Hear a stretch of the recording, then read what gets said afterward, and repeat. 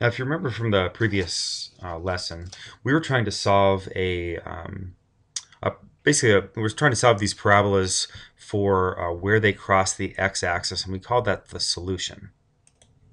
And for example, when we were looking at this graph right here, we were trying to determine when we graphed it, where did we see the parabola cross the x-axis? So it was right here, and it was right here, and we said that those are the two solutions, that x would equal -6 or it would equal 6. Now we have another way of doing that,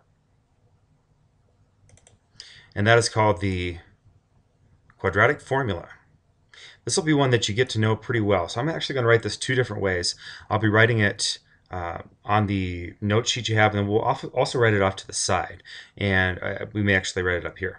So let's go ahead and do this. We're going to start with the formula. So if we're trying to solve for x in one of these quadratic equations that was like ax squared plus bx plus c equals 0, here's how it goes. Let's write this down first, and we'll figure out how to use it later. It's minus b, or opposite of b, plus or minus. By the way, that means we're going to have two answers, okay? In most cases, we're going to have minus b plus or minus b squared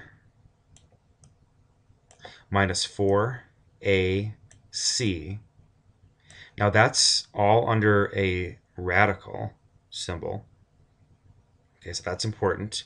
And all that's over 2a. So this whole mess right here is all a fraction over 2a, which is the denominator.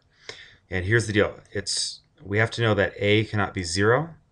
The reason is because that would make this 2 times 0 or 0, and then you're dividing by 0, which you can't do.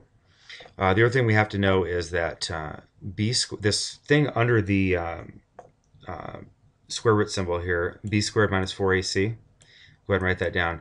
That quantity right there has to be greater than or equal to 0.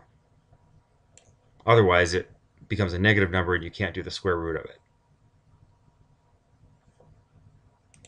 Now, this is a little bit hard to see where you filled in the blanks right here. So we're going to actually write this in a separate place. So I just pasted this over here. Again,